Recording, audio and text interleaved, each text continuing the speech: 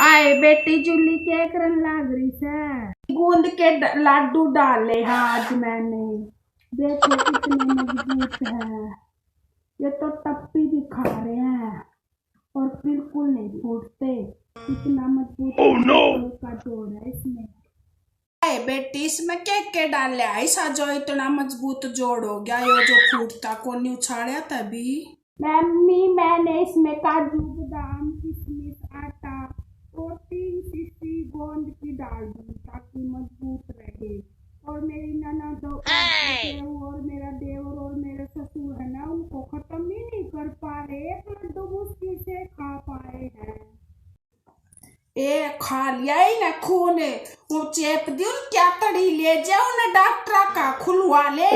ना चिपके पाएंगे ऊपर पहुंच जाएंगे। छोरी बावड़ी रागी घेर दिया 3 शीशी गूंद घेरा कर यो घेर दिया यो चिपकाने वाला गूंद पागले रह गया। छोरी तो सदा खून पिया इसने तो मेरा।